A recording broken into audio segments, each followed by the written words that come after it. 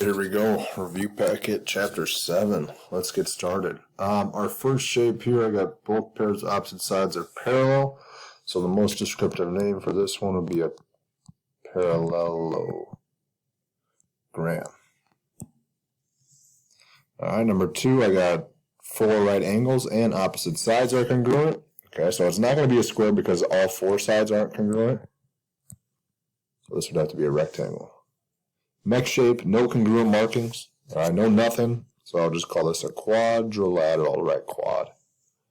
Alright, number 4, all 4 sides are the same, but they're not right angles, so it has to be a rhombus. 5 is another quadrilateral.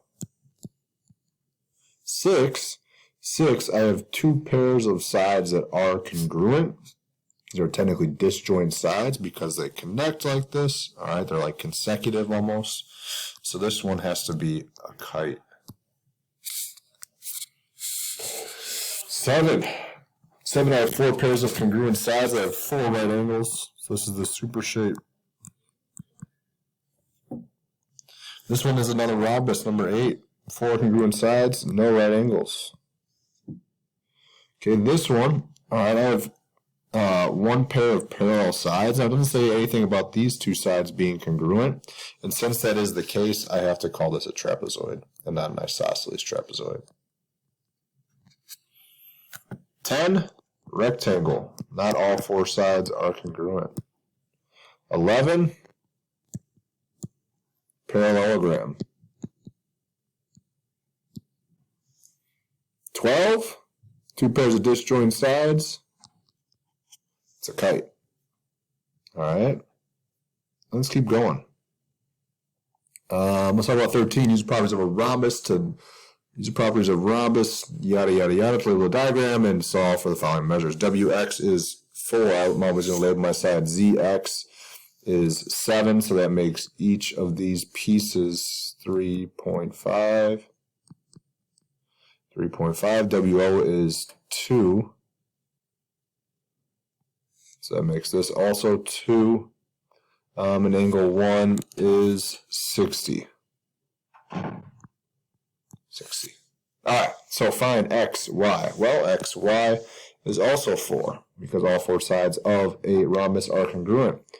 OY, diagonals bisect each other, so if WO is 2, OY is also 2. ZY, 4.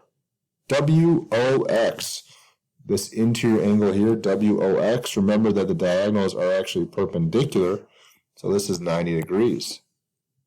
ZO, remember the diagonals bisect each other, so if ZX is 7, ZO would be half of that, so 3, I'll make that blue, sorry, 3.5.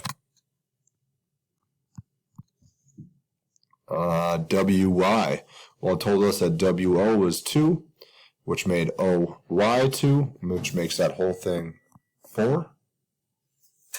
Angle 2, well, the diagonals bisect the opposite angles in the rhombus. Okay, so if 1 is 60, that means 2 is 60.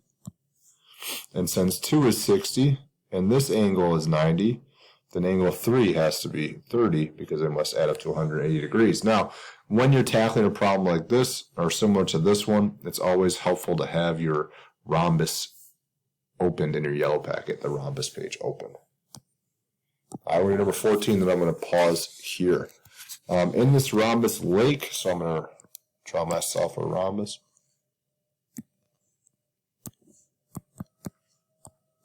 I don't know if you guys can hear this. It's brutal. L to K, A to E, intersect at F.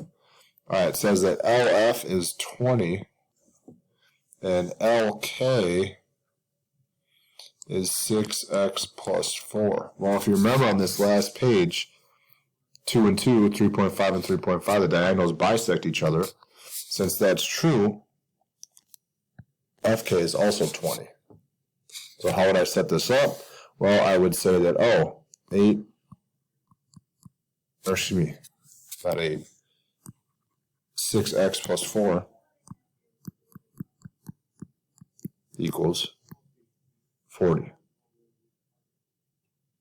Solve for x. 6x equals 36. X equals 6.